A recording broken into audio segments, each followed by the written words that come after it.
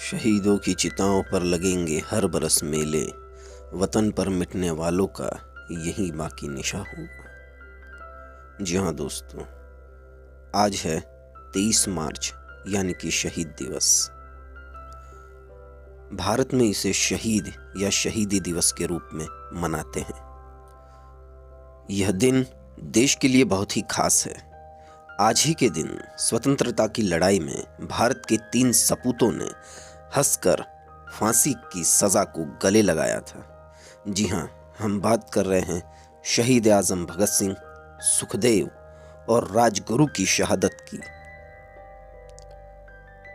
तो आइए जानते हैं आज के दिन को क्यों शहीद दिवस के रूप में मनाते हैं और क्या था भगत सिंह, सुखदेव और राजगुरु का देश की आज़ादी में योगदान। दरअसल दोस्तों, भारत की आज़ादी की लड़ाई में अहम योगदान निभाने वाले भगत सिंह, सुखदेव और राजगुरु को आज ही के दिन यानी 23 मार्च 1931 को अंग्रेजों ने फांसी की सजा दी थी। इन तीनों को, खासकर शहीद भगत सिंह को, भारत में बड़ी संख्या में यूथ आज भी फॉलो करता है, उनसे प्रेरणा लेता है। इन तीनों ने महात्मा गांधी से अलग रास्ते पर चलते हुए अंग्रेजों से लड़ाई शुरू कर दी थी। इन तीनों ने बहुत कम उम्र में देश के लिए अपने प्राणों का बलिदान कर दिया था। इन तीनों की याद में और इन्हें श्रद्धांजलि देने के लिए आज ही के दिन शहीद दिवस के रूप में मनाया जाता है, जिस दिन उन्हें फांसी दी गई थी। इससे जुड़े कुछ रोचक तथ्य भी जान लेते हैं दोस्तों। तो फांसी एक दिन पहले ही दी गई थी। जी हाँ, भारत के लिए अपने प्राणों को हंसकर कुर्बान करने वाले इन तीनों बहादुरों को लाहौर सेंट्रल जेल में रखा गया था। इतिहासकार बताते हैं कि इन तीनों को फांसी देने के लिए 24 मार्च 1931 का दिन मुकर्रर किया गया था, लेकिन अंग्रेजों ने इसमें अचानक बदलाव किया और तय तारीख से एक दिन पहले इन्हें फांसी दे दी। इसके पीछे की वजह ये थी कि अंग्रेजों को डर था कि फांसी वाले दिन लोग उग्र न हो जाएं, क्योंकि इन तीनों की उस समय देश के युवाओं और अन्य लोगों में काफ़ी पॉपुलैरिटी थी। इन तीनों को एक दिन पहले भी फांसी की सज़ा चुपके चुपके ही दी गई थी दोस्तों। इसकी भनक किसी को भी लगने नहीं दी गई। तो आइए जानते हैं भगत सिंह से जुड़ी कुछ अहम जानकारियाँ। तो भगत सिंह को मौत की सज़ा 7 अक्टूबर 1930 को सुनाई गई थी। जेल में भी कैदियों के साथ होने वाले भेदभाव के विरोध में 116 दिन तक भगत सिंह ने भूख हड़ताल की थी। भगत सिंह को फांसी की सज़ा देने वाले जज का नाम सीसी हिल्टन था।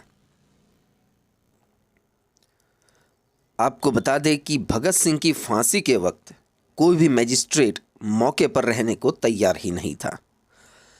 भगत सिंह की मौत के असली वारंट की अवधि खत्म होने के बाद एक जज ने वारंट पर साइन किए और फांसी के समय तक उपस्थित रहा।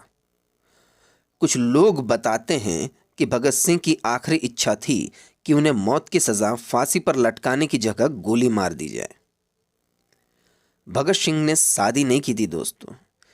शादी की बात चलने पर उन्होंने अपना घर छोड़ दिया था और उन्होंने कहा था कि अगर गुलाम भारत में मेरी शादी हुई तो मेरी वधू केवल मृत्यु होगी।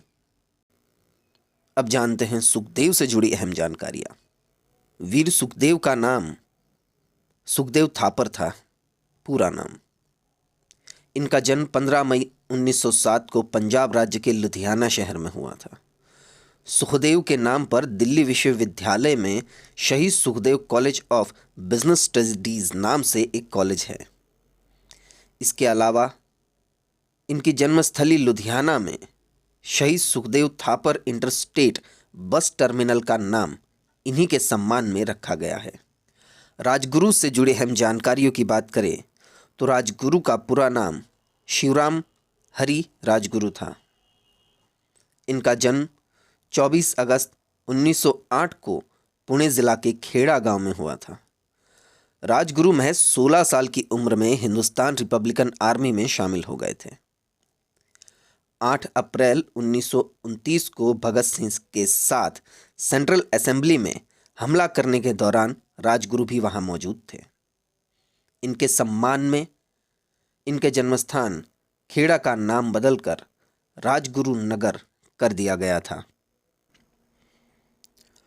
अंग्रेज़ों को उन्हीं की भाषा में जवाब देना, असेंबली में हमला, ट्रेन लूटना, अंग्रेज़ों की नाक में दम कर देना और हंसते हंसते फांसी के फंदे पर झूल जाना, और वो भी महज 23 साल की उम्र में।